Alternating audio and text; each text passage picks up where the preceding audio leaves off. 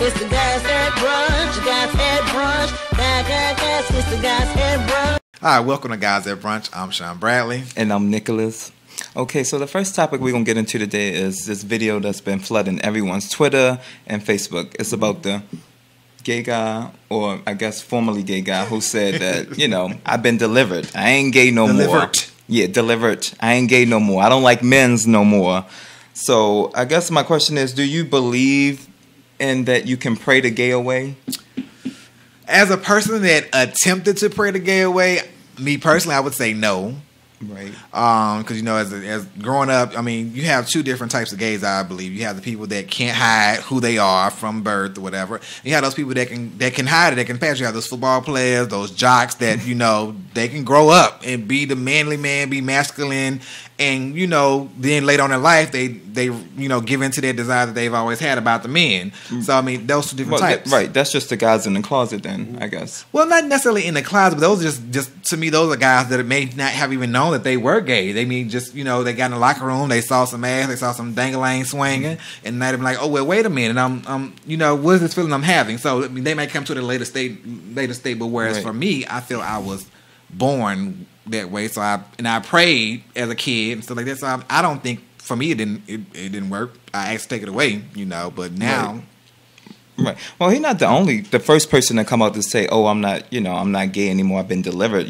Donnie McClurkin say he was gay, and remember that the internet guy like Anton Dodson, who was saying, "Hide your kids, hide your wife." Right. He said that he's not gay anymore. He got a girlfriend, and they just had a baby. Okay, he posted the videos online. But let's talk about the women that are with these men. That especially like an Anton Dodson, who was straight up a girl who had weave tracks all in his hair. Just giving you more girl than the girls give you, and then some woman lays down with him and creates a child with him. Girl, what's going on with you? Right. But if you're saying that you believe that Andrew Caldwell could be delivered, and why can't Anton be I'm not delivered? saying anything about wrong with it. They can't be delivered. However, if I have images of Anton Dodson, my hide your kids, hide your wife, I know everybody saw that. Everybody saw it. Just like everybody see this delivered dude. Right. So what woman gonna get with him and really be comfortable? Because to me, he screamed bottom. So to me, he screamed that somebody's been sticking him in the ass for Lord knows how long. I think being in the gay community, you do know that you can't tell what someone's sexual preference is right, because if they feminine or if they masculine. You can't, because in Atlanta, trust me, the people that you think are masculine be the main ones bending over. Right. But again, how I read him, I'm saying how far I couldn't talk to him because baby, you're bottom. What we gonna do? Bump ass? But what stood out to me was about the whole video was like, after he said that, the bishop gave him $100 bill. If you look at the video, after he said that, the bishop gave him some money, and then when I was watching it on the the local news wherever it happened, they said the bishop gave him $100, but they also wanted us to know this isn't a scam. He's not doing this because he was paid anything. What disturbed me about the video the most when he went through his testimony, I'm not gonna take anything from him. Do you? Well, what concerned me the most was after he did all that, the bishop, I guess that's what it was, right? The guy, come on, he basically begged the church to get up and dance and rejoice with him. It's like everybody was standoffish kind of. They seemed very standoffish. He had to beg and scream for them to come over here and dance with him. Come over here. He said if you can't praise God with him, you're a non-believer. And then when they show people dance with him, and wasn't nothing but men dance with him. So I'm like, are those the deacons of the church that were sleeping with him prior to him coming, to his heterosexuality? Right. So it was just weird. It was like he had to force them, and they supposed to be a loving spirit, open hearts, and everybody should have welcomed him in and rejoiced, and he had to force them to rejoice with this young man, which was very off-putting. But that's a Kojic church, and Right. What you mean? They are very. The experience I had with a Kojic church. I'm gonna go by my experience. When I was in Germany, I went to a Kojic church for a while, and they're just. And I'm Baptist all day long, but they're just very strict. It's like, when a bishop walks in the door, stand up for the bishop and stuff like that. You do more praising for the bishop than you do the Lord. And it's like, I ain't got time to be standing up, sitting down, standing up, sitting down, standing up, sitting down when I can be getting the praise to the Lord. Would you go regularly to those? I went regularly to that church. When afterwards, with guys meet up and like hook up afterwards? No, I don't fellowship. Okay, I because don't know. I saw a video by your fellow comedian Samson, and he was saying that he used to go to those, you know, the annual conventions for the Kojic Church, and he said that afterwards, like, they would get it on and popping. Of course. I mean, of course there's a whole bunch of homosexuals in the church. I mean, the choir director, the choir members, the soloists, I mean, come on now, the band, the deacon board, the pastor. I mean, come on now, the first ladies over. Are the first ladies dyking? Are those women are they? I mean, because you know, just like with the fraternities, how they have their conventions, like the Signals and the Kappas and stuff. They had a little fraternity. Then you got the little gay section that go on off at night and do a little sex party and stuff like this. So I mean, if they're saying it about the culture church with the men, what about the women? What about the women? Y'all lesbians have to let us know. Mm-hmm. Well, yeah, I don't know. I always say, like, you know, everyone's testimony is different. I'm not sure if you can. If some people really truly can turn from being gay to heterosexual. I know for me, like you said, I tried to pray that way when I was younger. It didn't work, but that's his testimony, not mine. Because everybody want to be normal. I mean, as a kid, everybody, whatever normal is, everybody wants to be that normal picket fence, married to a woman, have your kids. I mean, everybody wants that normal lifestyle as a kid. I agree, right. So we're going to take a quick break, and y'all leave a comment and let us know what you think, and we'll be right back. Radio on Fire is a digital network covering breaking news, sports, and entertainment. Check out our daily programs, articles, and all types of exclusive urban content right now at radioonfire.com. Welcome back to Guys at Brunch. So this past weekend, Wendy Williams seemed to disappoint a lot of people. You know, first it was the Aaliyah movie. Now, we all know she was one of the producers on the movie, and a lot of people was upset. You know, Aaliyah family didn't want this movie to be made, like none of them, you know, so they didn't give the rights for the music to be used in the movie. So everyone is saying the movie was horrible. Like the actors they got to play Missy and Timbaland, it didn't favor them at all. Did you see the movie? I didn't. No. So what you think of her, like, doing the movie against her family's will? I mean, there are a whole bunch of unauthorized biographies, unauthorized movies, stuff like that. So people are going to do it. It happens to white people all the time. And they don't bitch about it. I mean, you know, it's just what it is. So to me, I can understand the family not wanting the movie to be made, but this is America. You know, we have the right to do things and, you know, based on our interpretations of it.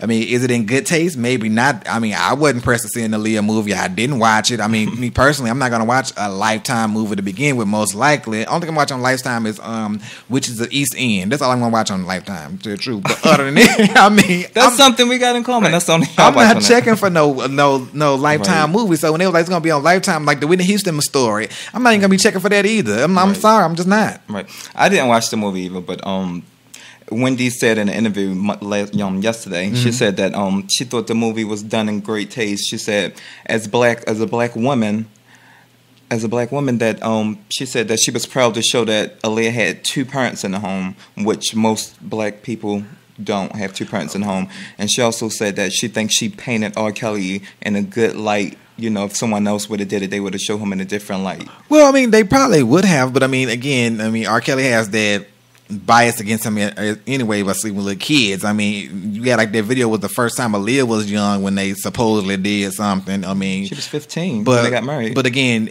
and a part of it, I think the family didn't want them to revisit their stories because they didn't want the eyes on them either. Because I would be side-eyeing the parents like, okay, why is your daughter 15 years old hanging with this grown man? Right. To begin with, so I mean that I would take a deeper look at the parents more so than I would at R. Kelly at that point in time because I mean you are allowing this to happen in a sense. Where's her chaperone? Right. So a lot of people was upset with Wendy Williams, but you know, like in her defense, I feel like Wendy Williams made her name from being messy. You know, we all know she come from radio, from her interviews. You know, pushing the envelope with like Whitney Houston, J-Lo, Mariah Carey, and all of them, having people hang up on her. So for me, it's like, do you expect anything different from her than to be messy and make a movie against someone? And people forget that this is business. I mean, it's business. It's nothing. I mean, that's what people forget. I mean, like I said, Aaliyah died like 13 years ago. I mean, I remember it. I remember exactly where I was and stuff like that. But at the same time, I like Aaliyah, but I'm not a diehard Aaliyah fan to be like, oh my God, they're making a Aaliyah movie, I'm going to go see it. Even if it was on the big screen, I still wouldn't go see it. I mean, it's not like, I mean, she passed when she was like 22. I'm not 22, sure. 23, I something wasn't like that. a huge Aaliyah fan myself. So. But again, like, so she, to me, her life, she didn't struggle, I don't believe, growing up as a child like James Brown did or like Ray Charles did. I mean, there's no significant, aha moment. See how they overcame, they persevered, they became something better. It wasn't none of that. She had parents supporting her and nurturing her and pushing her off on grown men to do it, to get her records cut, basically. Right. So again, I mean, even Whitney Houston story, if it comes to the big screen, it's going to be on Lifetime. I know that, but I'm saying eventually, in a couple years from now, if Whitney Houston story comes to the big screen, I don't think I would really necessarily go watch it unless I just knew it was going to be super, super good. But I don't think I'm not really interested because she's not somebody that struggled to get to where she was. She struggled after she made it, but that was her personal choice and choice of her family members, not Bobby Brown either. Right. Well, besides the Aaliyah movie, Wendy Williams was upsetting people in Jersey because she did her stand up in Jersey, and instead of watching the Aaliyah movie this past Saturday, I went to New Jersey to see Wendy Williams do stand up, and it was not good at all. Wasn't good? No, the comedians that she had come on before her, they was good, but her stand up, her set was not good at all. Well, she did it in Las Vegas. She did a stand up, right? So I saw it in New Jersey performing our son. Yeah, because that's where it was. Yeah, see, what happened was she did a set, and when she turned 50, she said she wanted to do a comedy show. Like by the time she turns 50, so when she turned 50, she went to Las Vegas, and they asked her to do a show there. So she did it, but basically what she explained it was instead of her being a comedian, she just kind of got on stage and talked. And normally just gave you Wendy Williams. Like she did warn me because she warned everyone. She was like, "I don't tell jokes, I tell stories." And man, was her stories boring and not funny. So. For me, and then her disclaimer that she gave me, I said I had to ask myself after I left that theater, like, I can't be mad at no one but myself because she warned me. She said, I don't tell jokes, I tell stories, and they were not good. But why would you go see Wendy Williams tell comedy? Because she's not a comedian. You can watch her on her show and know she's not a comedian. Like I said, I couldn't be mad at no one but myself, but I was expecting something different. Maybe I was expecting hot topics. You was right. And she just gave dry stories. You were expecting mess. They were not good, but whoever, well, she say Lunella is her friend, her coach for that. But her set came across like she was a white female in her 20s. Like she was portraying to me something that she's not. I'm not saying she's supposed to be sassy, like snapping her fingers and twirling her neck or whatever. But she came across as a white female. When I watched Wendy Williams, I'm a lamb, like I love Mariah Carey. I get that she's trying to be Mariah Carey for some reason. Wow. I think she thinks she is Mariah Carey. Who, Mariah Carey? Yes. I like Mariah Carey, but she got before like lately, I think Wendy Williams tried to imitate Mariah Carey. This like how she stand, how she be playing with her hair and everything. I really see that. But see, the thing about Wendy Williams is because she has this book, and I can't remember the name of the book, but I have it on my iPod, and it is a good book. It's a book about she's being completely messy. She's telling you about Puff Daddy. She's telling you about Kim Porter. She's telling you about all these people. She called Kim Porter the baby mother of the millennium. Right. I mean, she's giving you all the backstories on Misa Hill and all this and stuff. So I like stuff like that from Wendy Williams. Right, so that's if she would have gave you a story, if she like gave what us that, really happened, like Kathy Griffin do, Kathy Griffin do like her stand up, and she talk about her interactions with the celebrities and what happens backstage. Right, like Wendy, since you're known for doing this, being messy. Maybe she should. I'm thinking she should have brought it that way. I think she should, but when I wouldn't want to go see. I mean, and when she said that, she's no disrespect to Lunel, but I can barely understand what the hell she's saying in a damn way. What? When I was watching, Lunel came out before Wendy, and when I was watching Lunel, I was like, "Is she drunk? Like, is she?" That's her.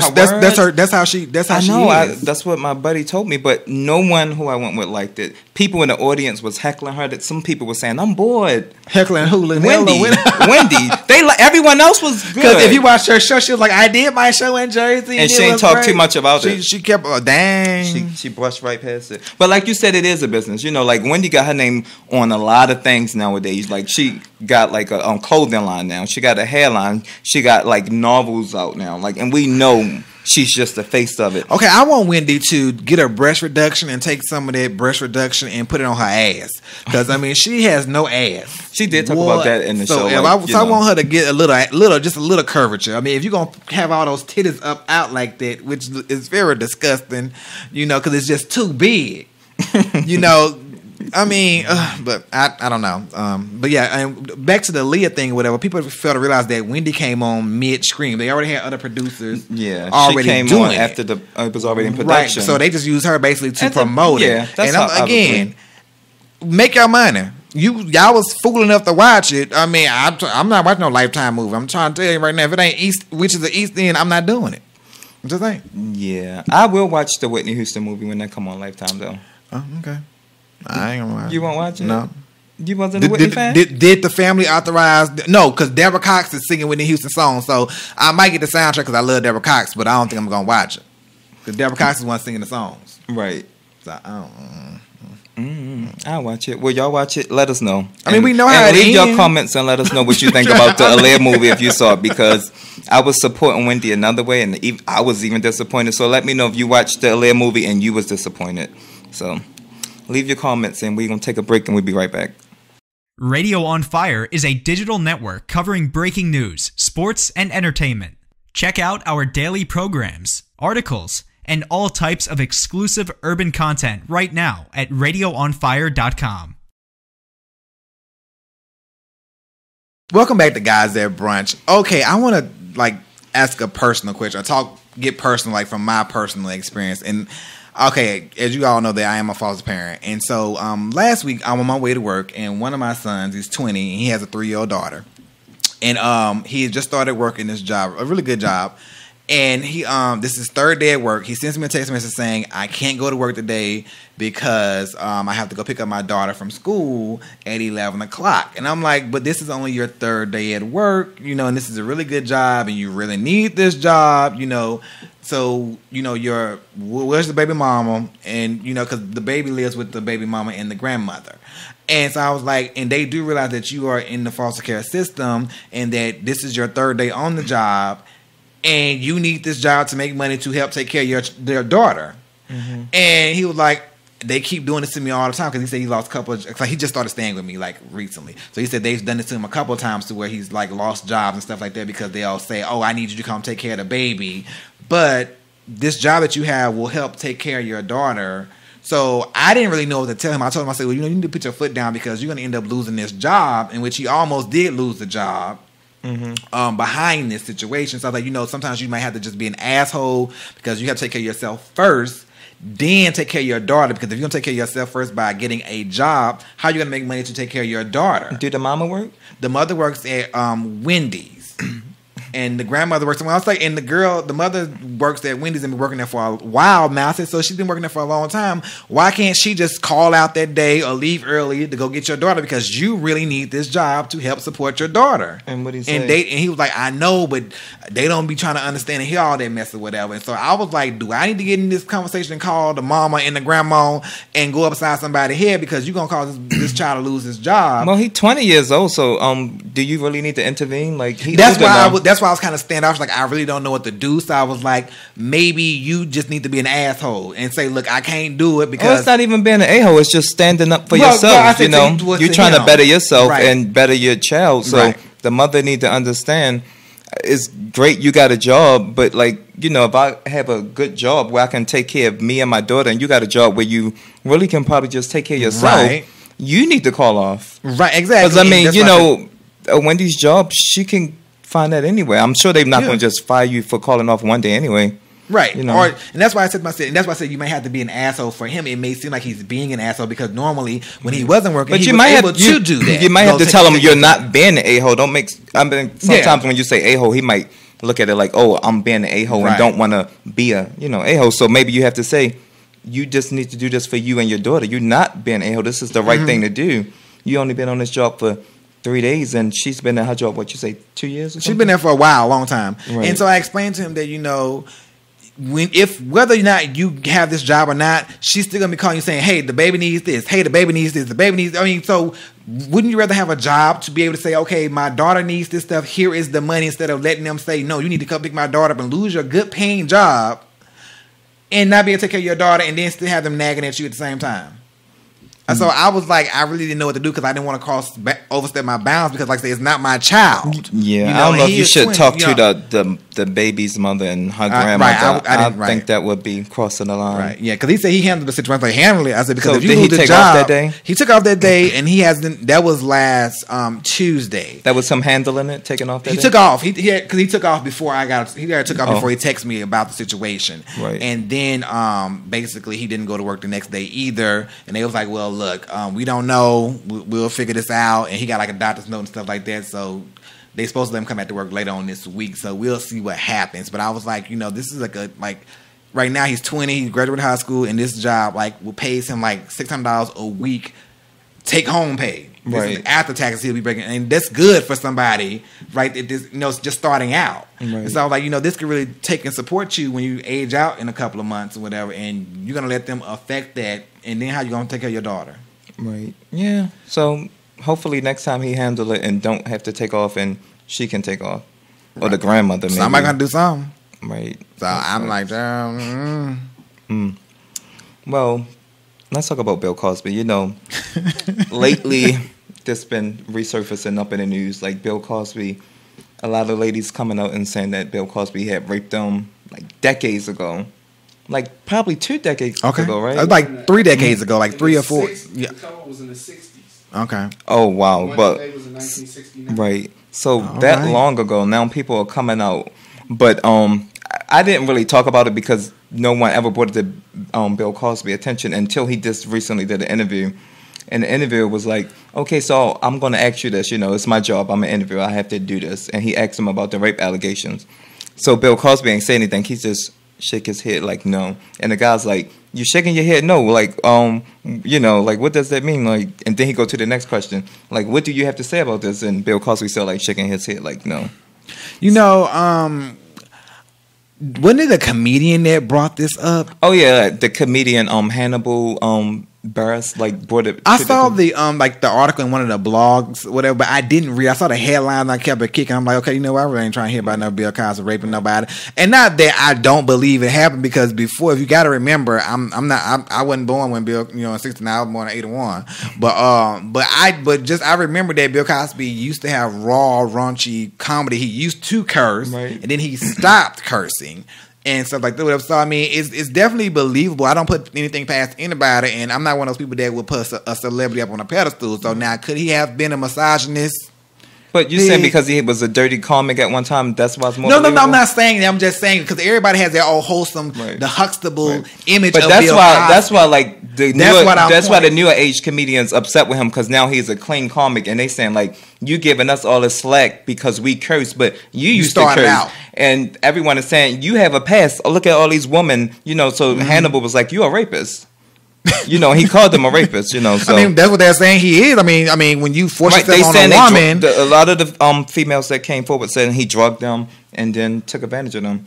The latest one is saying that he drugged her and then tried to have sex with her, but she was like, no, I have some type of infection, and you'll give it to your wife. So he made her perform oral sex on him. But he, I was about to say something that was going to be kind of taken the wrong way, but I was going to say he made her, but again, this Bill Cosby, he got money, power. That's what they saying. When people got money and power, that's part of that celebrity worship thing too. I mean, I'm not one for that. He did settle out of court with one female. He better.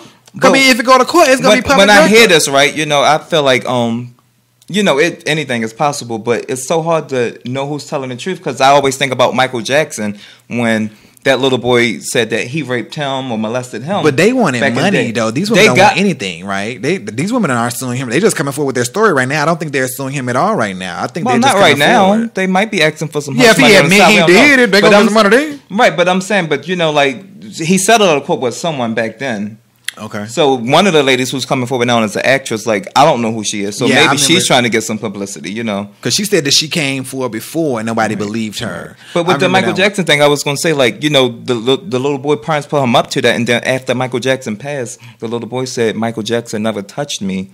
That my father made me do. But that was just that one little boy. Did he touch the other ones? The other one, no, the other one didn't even make it to court. It was only 2 allegations, and one he settled right? And that's the guy. The one that he settled with is the one who's saying he never touched me. My father made me do it. The other one didn't even have enough, credibility to make it to court. I mean, it's You don't want to put just like I said, but the whole thing with Bill Cosby thing is like when you think of Bill Cosby, you think of the Huxtables. You don't think of anything else. And social media only knows Bill Cosby as the Mr. Huxtable, Dr. Huxtable. That's all they know him as. They don't know him as, Hollywood is a rough city, and could you only imagine how it was back in the day? They ain't got social media, no Twitter. You can't put nobody on blast. You can't secretly record no conversations. You can't do any of that back in the day. With technology where it is today, you could blast anybody nowadays. Right. And so we only have a certain image of Bill Cosby. It's kind of like how people claim T.I. tries to be like they're the modern day Huxtables and stuff like that. So I mean, he could he have done it? Hell yeah, he could have done it. Yeah, anything is possible. Well, I got a sports stories for Pebbles with the sports, since she took the day off to go volunteer and help feed like 52 families with the Ravens. I said I'll pick up her slack around here. So Ray Lewis joined Twitter yesterday. I don't know if you heard about this, Pebbles, yet, but he joined Twitter yesterday. Did they drag him? And of course, they brought up the 2 people who got killed in Atlanta in 2001. So people was like, Ray Lewis, welcome to Twitter. Try not to murder anyone. That's what one person said. People are so mean. Another person said, Ray Lewis, welcome to Twitter. You're a murderer. Enjoy hell. And another person said, Ray Lewis, welcome to Twitter. Remember that time you killed that guy? But, people are so mean. I mean, like, when I read blogs, I don't even, like, respond to blogs. Like, I do my vlogs. Now, I do my stuff on YouTube, stuff like that, whatever. But just reading the comments of people, could you imagine being left in their hands? People are like, and maybe it's just an outlet for them to just let some frustration out. But people are so mean and just downright nasty to other people. It's one thing to say, no, you wrong, you this, you that.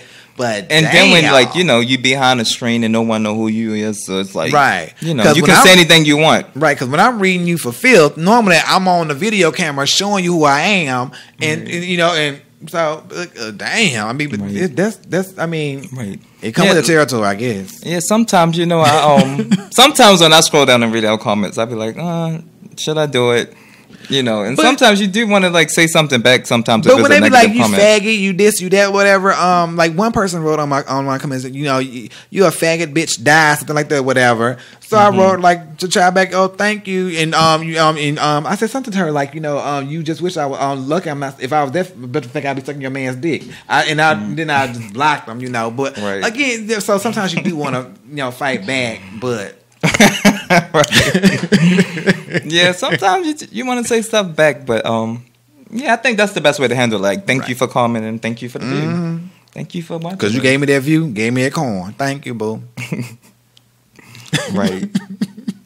All right, well, that's all the time we have. I'm Sean Bradley. I'm Nicholas. You can follow us on Twitter, IG, Facebook at guysatbrunch.com. Nicholas, what's your... And definitely follow us on YouTube, Guys at Brunch. And if you're at work and you can't watch the video, if you're on your way in the car to work, you can listen to us on SoundCloud. Okay. Right. And you can follow me on Facebook. I don't have a Twitter, but you can find me from Guys At Brunch page on Facebook, and Nicholas Garnett on Facebook. Right. And find me on Facebook, comedian Sean Bradley, IG say Sean Bradley, Twitter say Sean Bradley, YouTube say Sean Bradley. All right, you guys. Bye.